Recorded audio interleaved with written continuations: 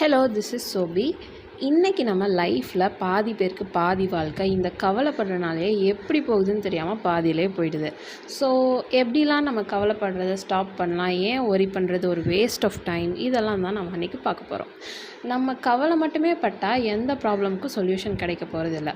ஒரு எக்ஸாம்பிளோடு சொல்கிறேன். மார்னிங் நீங்கள் ஒர்க்குக்கு போகிறப்போ டிராஃபிக்கில் மாட்டிக்கிட்டீங்க. அந்த ஹெவி டிராஃபிக்கில் ஐயோ லேட் ஆகிடுச்சே சீக்கிரம் போகணுமேனு கவலைப்பட்டால் உடனே உங்கள் கார் மட்டும் ஃபாஸ்ட்டாக முன்னாடி போயிடுமா? போகாது. ஆனால் அந்த கவலைனால் உங்கள் ஃபுல் எனர்ஜி ட்ரைன் ஆகிடும். அட் த சேம் டைம் உங்கள் டேயும் ஸ்பாயில் ஆகிடும். லாஸ்ட்டில் நீங்கள் சோகமாக ஃபீல் பண்ணுறது தான் மிச்சம். ஸோ கவலைப்படுறனால மட்டும் ஒன்றும் மாறிட போகிறது இல்லை. என் லைஃப்பில் நான் கவலைப்படாமல் இருக்க சில ட்ரிக்ஸ்லாம் ஃபாலோ பண்ணியிருக்கேன். அதை உங்களுக்கும் சொல்லித்தரேன். ஸோ நான் ஃபாலோ பண்ணுற ஃபர்ஸ்ட் டிப் என்ன அப்படின்னா அக்செப்டன்ஸ். அதாவது சில விஷயங்களை நம்ம கண்ட்ரோல்லையே இருக்காது.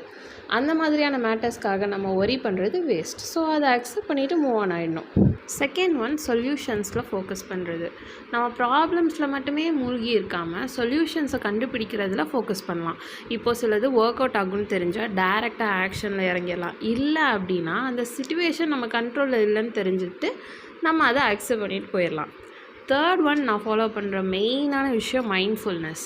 ஸோ மைண்ட்ஃபுல்னஸ் ரிலேட்டட் ஆக்டிவிட்டீஸ் நமக்கு நிறையா இருக்குது. அதெல்லாம் பண்ணுறப்போ நம்ம ப்ரெசென்ட்டில் இருக்கலாம் அண்ட் ஃப்யூச்சரை நினச்சி பயந்துட்டு இருக்கிறது எல்லாத்தையும் அவாய்ட் பண்ணிடலாம். ஃபோர்த் ஒன் என்னன்னு பார்த்திங்கன்னா, உங்களை நீங்களே பிஸியாக வச்சுக்கோங்க. ஸோ உங்களுக்கு ரொம்ப பிடிச்ச ஆக்டிவிட்டீஸ் நீங்கள் பண்ணுறப்பவும் சில டாஸ்கில் உங்களோட அட்டென்ஷன் கண்டிப்பாக இருக்கணும். ஸோ அதெல்லாம் நீங்கள் பண்ணி தான் ஆகணும். இதெல்லாம் பண்ணுறப்போ நீங்கள் ஒரி பண்ணாமல் டைம் வேஸ்ட் பண்ணி அதுலேருந்து டிஸ்ட்ராக்ட் ஆகாமல் உங்களை பார்த்துக்கும்.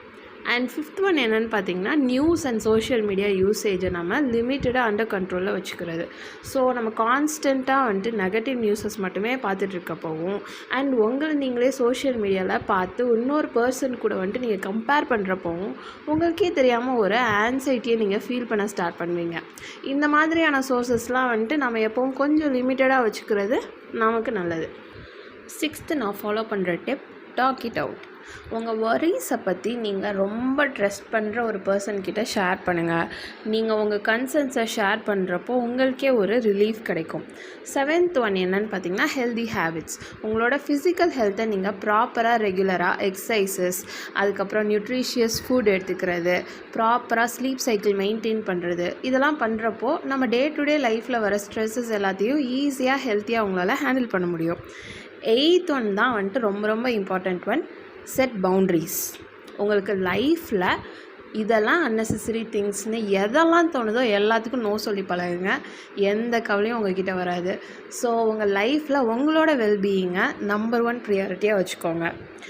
ஒரு விஷயம் நல்லா ஞாபகம் வச்சுக்கோங்க, ஒரியிங் அப்படின்றது ரொம்ப நேச்சுரல் திங் தான். பட் என்றைக்கும் நம்ம அதில் மூழ்கிடக்கூடாது அண்ட் என்றைக்கும் அது நம்மளை கண்ட்ரோல் பண்ணுற மாதிரி வச்சுக்கக்கூடாது. ஸோ நான் ஃபாலோ பண்ணுற ஸ்ட்ராட்டஜிஸில் நீங்கள் ஃபாலோ பண்ணால் ஒரி பண்ணுற டைம் அண்ட் உங்களோட எனர்ஜியை சேவ் பண்ணிவிட்டு உங்கள் லைஃப்பை செம்மையாக ஃபுல்ஃபில்லிங்காக கொண்டு போகலாம். நீங்களும் இந்த டிப்ஸ்லாம் ஃபாலோ பண்ணிவிட்டு ஒர்க் அவுட் ஆச்சான்னு சொல்லுங்கள். நெக்ஸ்ட் ஒரு டாப்பிக்கில் பார்க்கலாம். Stay tune.